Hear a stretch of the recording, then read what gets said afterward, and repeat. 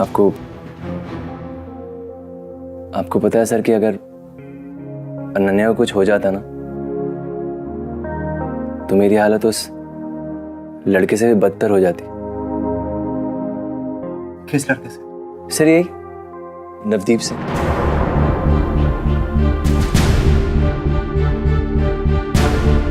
It's okay.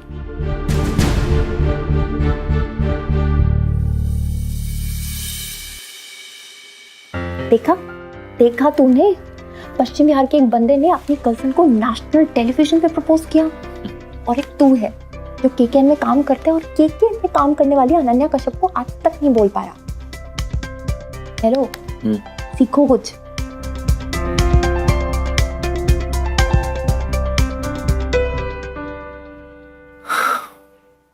मैं देखता हूँ।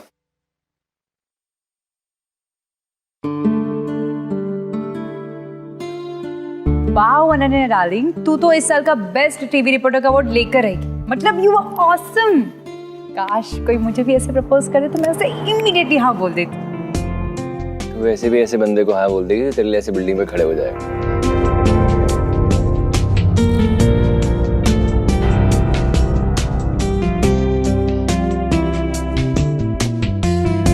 है ना? हाँ। क्या हुआ? कहीं तुम भी उस लड़के की तरह प्रपोज करने का तो नहीं सोच रही थी? Good idea, I can help you with that.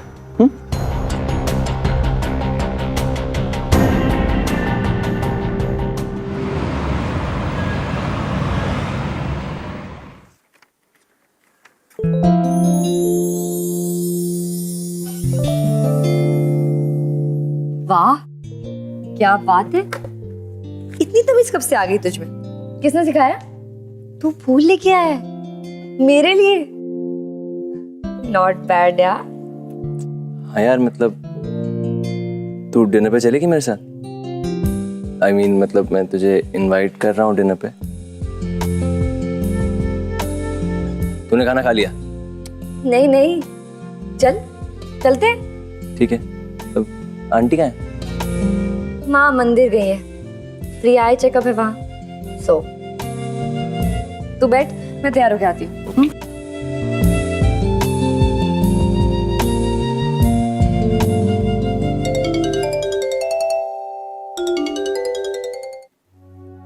ओए, तेरा फोन आ रहा है। किसका है? कबीर का। हाँ? कबीर का।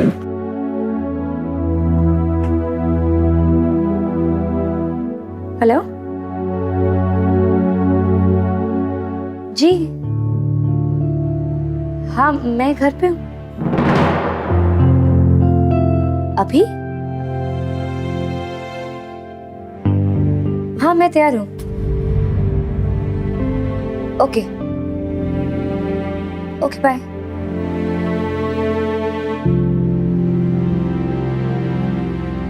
अच्छा सुन, हम कल चले डिनर के लिए। कबीर सर को कोई जरूरी बात करनी है। वो कह रहे थे कि 10 मिनट में आ रहे हैं मुझे पिकअप करने के लिए।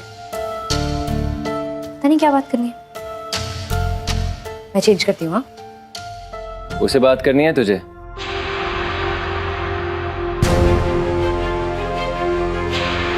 मैं तुझसे यही बात करने आया था।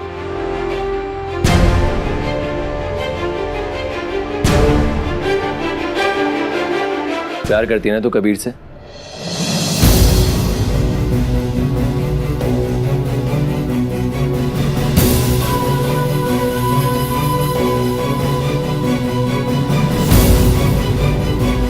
क्या?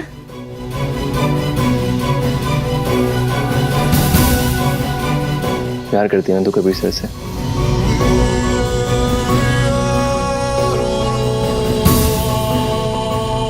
मैं कबीर सर की फैन हूँ, उनके काम की, उनके आर्टिकल्स की। मेरा एक अजीब सा रिश्ता है उनसे, इतने सालों से, उस एक आर्टिकल की वजह से जो उन्होंने पापा के बारे में लिखा था। इस पूरे बागी ड्रामा में हम लोग काफी वक्त तक एक दूसरे के करीब रहे हैं और इतनी बड़ी प्रॉब्लम से एक साथ बाहर भी निकले हैं। इसीलिए दोस्त बन गए। इनफैक्ट उन्होंने प्रॉमिस भी किया है कि वो पापा तक पहुंचने में मेरी हेल्प करेंगे। इसका मतलब ये है कि मैं उनसे प्यार करती हूँ।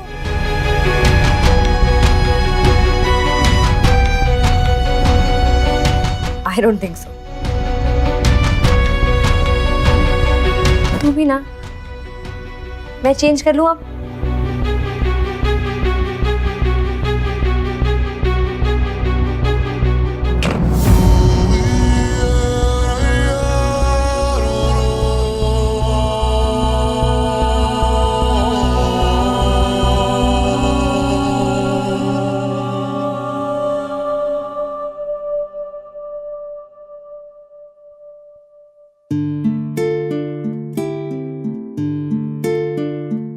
कबीर,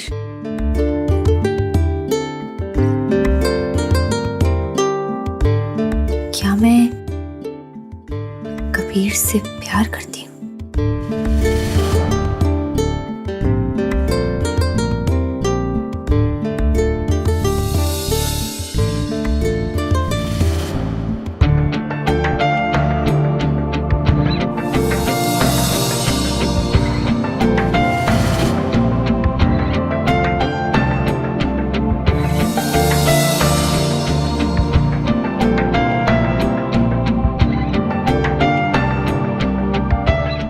मिलने क्यों बुलाया?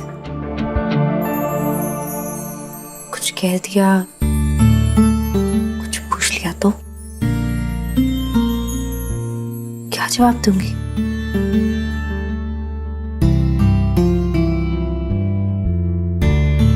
सोच ले अनन्या,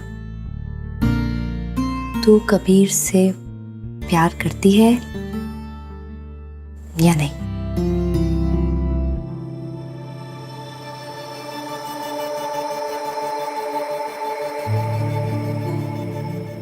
पता नहीं,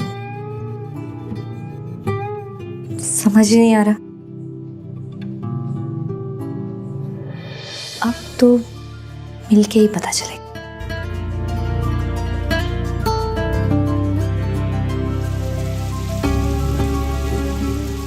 ओ, बारिश को भी अभी शुरू होना था।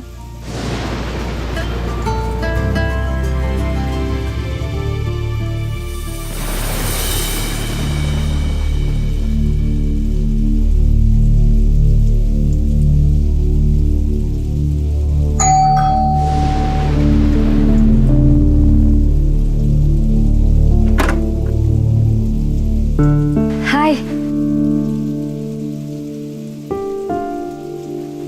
आप तो भीग गए हैं, आइए।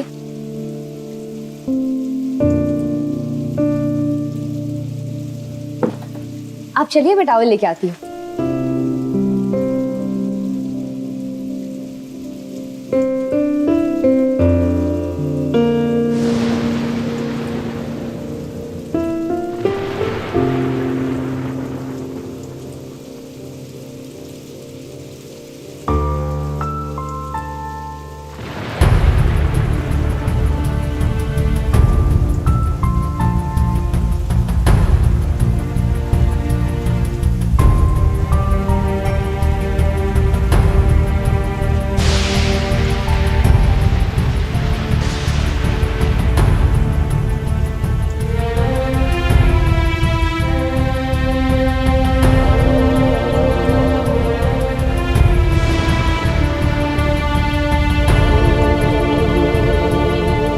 All okay? आप परेशान से लग रहे। जो बात मैं तुमसे कहने जा रहा हूँ अनन्या, उसे शांत मन से सुनना। जो सच तुम तक बहुत सालों पहले पहुंच जाना चाहिए था, पिछले कुछ दिनों में मैंने जाना कि उसने तुम्हें छुआ तक नहीं है, और शायद किस्मत ने मुझे चुना है वो सच तुम्हें बताने के लिए। कैसे सच?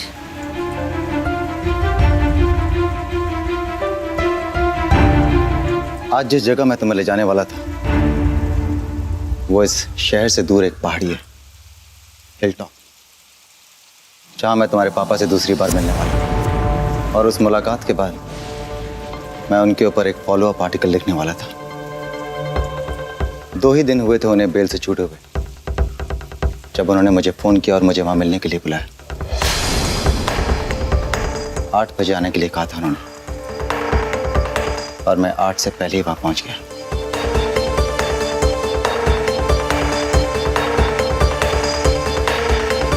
लेकिन तुम्हारे पापा वहां नहीं आए। क्यों? मतलब फोन पे क्या कहा था उन्होंने? यही कि वो मुझसे कुछ बात करना चाहते हैं, कुछ कहना चाहते हैं मुझसे। परेशान तो वो थे ही, लेकिन उनकी आवाज में एक अजीब सी बेबसी थी,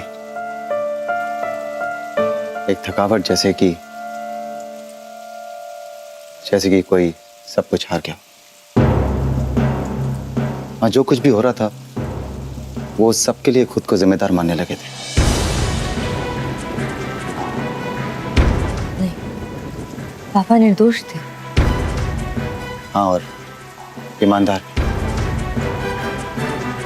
और ईमानदार लोगों के लिए इस दुनिया में जीना बेईमान लोगों से कहीं ज्यादा मुश्किल होता है। ईमानदार लोगों को गिल्ट इस बात का नहीं होता कि इन्होंने क्या किया है, उन्हें गिल्ट इस बात का होता है कि वो क्या नहीं कर पाए। और शायद यही गिल्ट उन्हें भी खाया जा रहा था। जिस फार्मास्यूटिकल कंपनी में वो काम करते थे, उस कंपनी में वो लैब इंचार्ज थे। कंपनी में जो दवाइयां बनती हैं या जिस तरह से बनती हैं उसके लिए वो जिम्मेदार नहीं थे। लेकिन जब उन्हें मालूम पड़ा कि एक पूरा बैच कंपनी की फैक्ट्री से बाहर निकलकर मार्केट तक पहुंच गया, तो वो खुद को दोषी मानने लगे, क्योंकि उन दवाइयों से 8 बच्चों की मौत हो गई थी सरकारी अस्पताल में। और तुम्हारे पापा उस सब के लिए खुद को दोषी मानने लगे थे।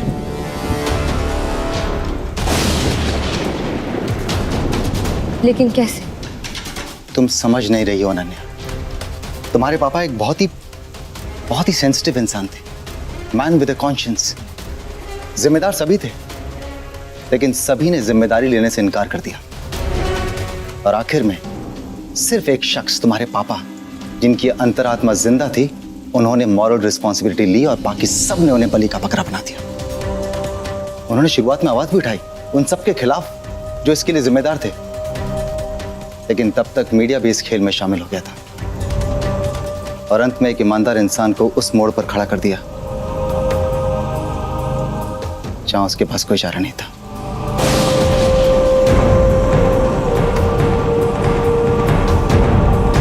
क्या मतलब है आपका?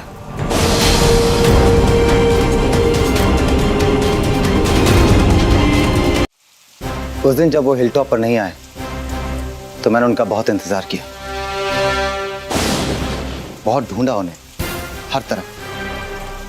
और निकलने से पहले उसी पहाड़ी के अंत में जहां से खाई शुरू होती है, मुझे एक चीज नजर आई। और वो चीज इस तरह से वहां पे रखी हुई थी जैसे कि मानो कोई जानबूझकर वहां रख कर गया, ताकि अगर कोई भी आए तो उसे आसानी से मिल जाए। कैसी चीज? तुम्हारे पापा का वॉलेट।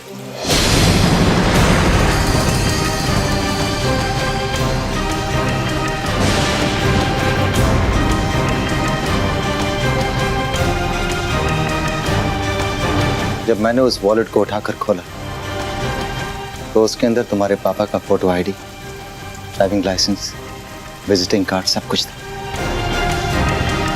मैं खुद बहुत हैरान था कि वो वॉलेट वहां क्या कर रहा था, लेकिन जब सोचने लगा तो सब कुछ साफ होने लगा।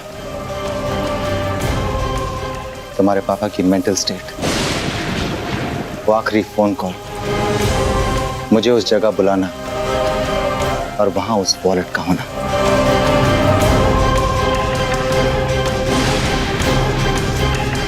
तुम्ही ने कहा था मुझसे कि तुम्हारे पापा अक्सर कहा करते थे कि बाहर का शोर तो बंद हो जाएगा, लेकिन अंदर के शोर का क्या करें। वो उस अंदर के शोर का कुछ नहीं कर पाए, ना तो उससे लड़ पाए और ना ही उसे सह पाए।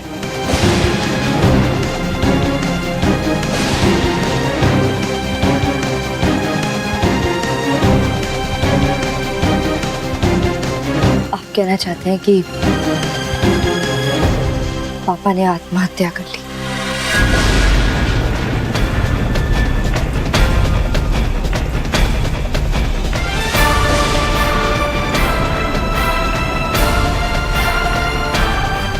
हालात और सबूत तो यही कहते हैं। उनकी बॉडी का है?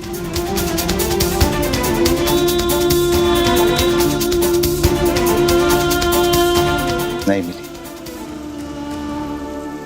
पुलिस ने उस पहाड़ के नीचे के पूरे जंगल को छान लिया, बॉडी नहीं मिली।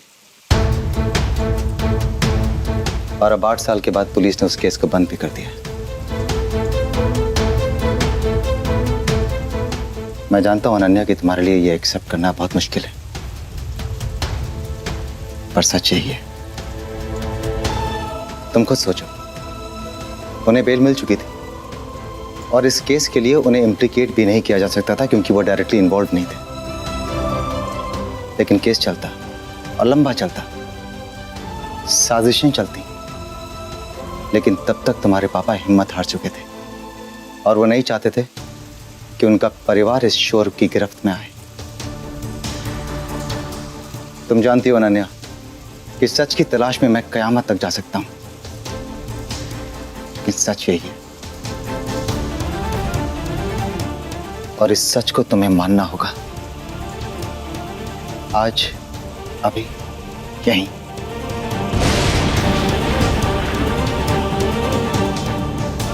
हाँ, तो मैं कब नकार दी? मुझ में इतनी हिम्मत है कि ये मान लूं कि मेरे पापा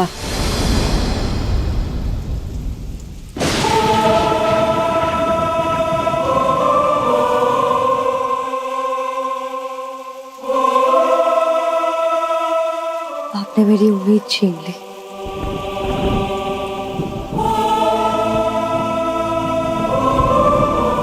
अब इस सच से मुझे डील करने दीजिए प्लीज। प्लीज मुझे अकेला छोड़ दीजिए।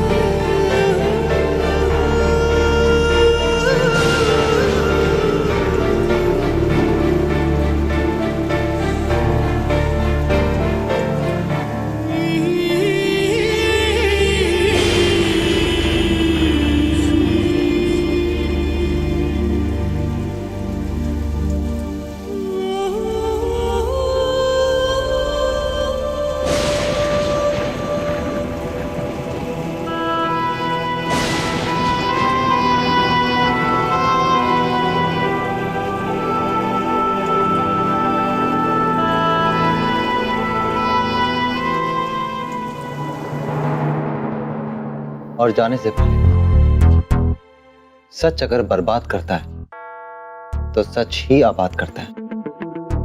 सुना होगा आपने, सच का ऐसा कौन सा पहलू है जिसे हम नहीं जानते, लेकिन फिर भी जब सच सामने खड़ा होता है हम उसे क्यों नहीं मानते। सच का घूंट कड़वा जरूर होता है, लेकिन जिंदगी जीने के लिए अमृत वही होता है। For more updates, subscribe to our channel, Click the show links and enjoy watching the videos.